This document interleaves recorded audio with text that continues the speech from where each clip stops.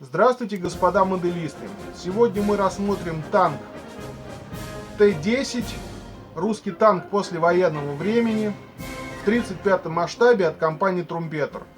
В начале танк назывался ИС-8, аббревиатура ИС, обозначение Иосиф Сталин. После смерти Сталина в 1953 году танк переименовали в Т-10. Приступим к более детальному рассмотрению данной модели.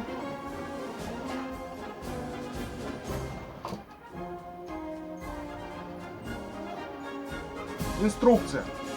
Инструкция сделана визуально в картинках. Соответственно, она не требует знания иностранных языков.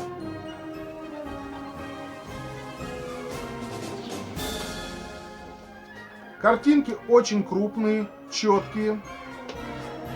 На литниках присутствуют номера. На картинках они тоже присутствуют, дабы вы знали, какую деталь нужно куда приклеить. Модель содержит приблизительно 1000 деталей, то есть собирать ее вам придется довольно-таки продолжительное время. Но она того стоит, потому что модель сделана очень-очень подробно.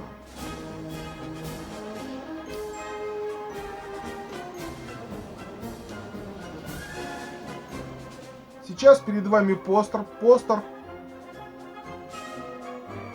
с цветом танка, то есть какой цвет нужно окрашивать данную модель, и с нанесенными на картинках декали, то бишь куда нужно каждую декаль ставить после того, как вы окрасите танк и покроете его лаком.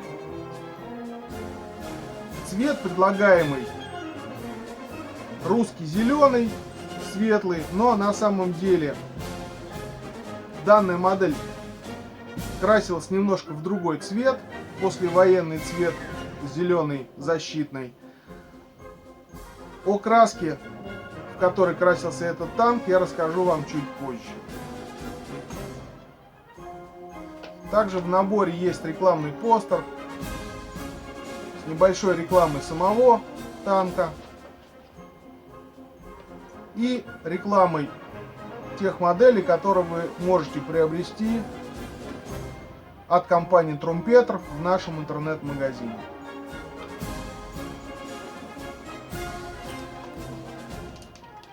Нижняя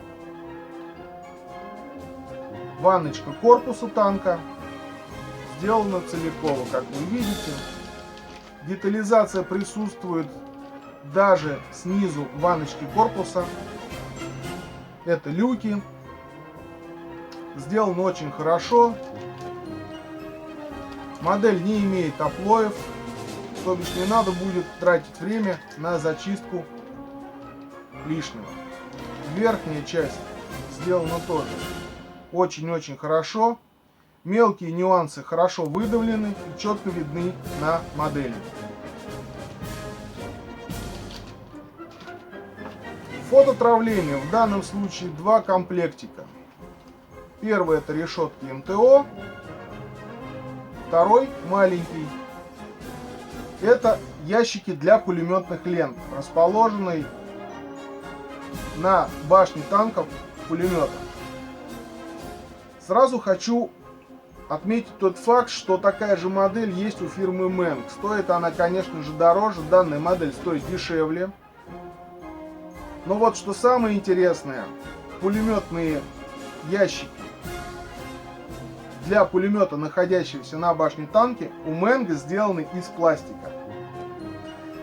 Здесь тоже присутствуют пулеметные ящики, сделанные из пластика. Но чем хорошо фототравление в данном случае, что ящички для пулеметных лент можно сделать так, чтобы они открывались, то есть были подвижными.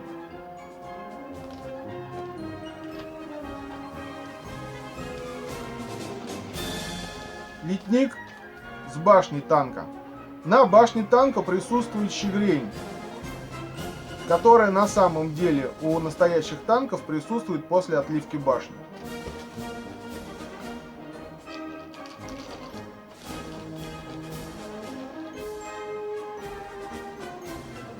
Набор с забашенным ящиком, с фарами и окантовкой люков. Ведущие звездочки, ноги торсионной подвески, куда крепятся колеса. Все сделано тоже очень хорошо, все подробно. Мелкие нюансики очень хорошо видны.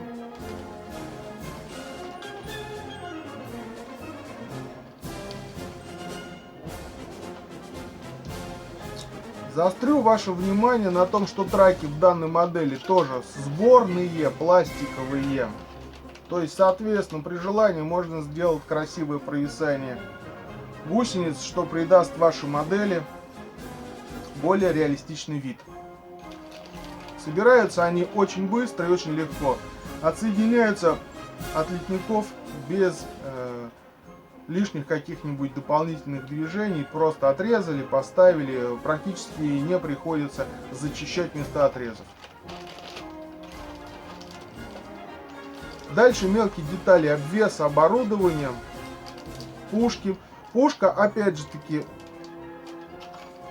хочу обратить внимание, в данной модели она сделана из двух половинок, но, к сожалению, такого вида пушки из одной детали сделать очень тяжело.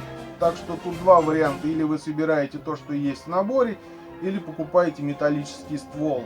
От компании Magic Model для ИС-8 в нашем магазине этот ствол присутствует.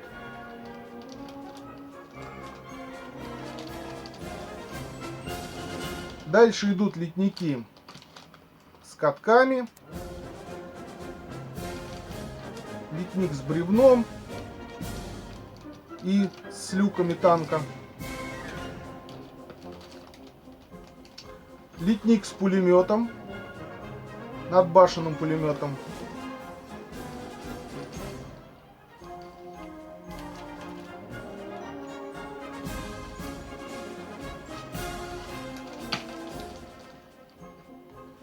еще один литник с колесами верхними и нижними.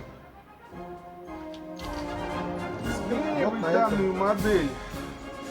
Все, лучше всего клеем от компании Tamiya. Клей очень щадяще относится к пластмассе и хорошо склеивает. Стоит он недорого. Можно его приобрести в нашем магазине amodel.ru. Краска. Краска для данного танка у нас есть специальная, используемая советской техникой послевоенной, включительно до 1963 года. Как раз этим цветом и окрашивался танк Т-10. После покраски вы можете обработать модель лаком. Лак акриловый. После высыхания становится совершенно бесцветным, матовый.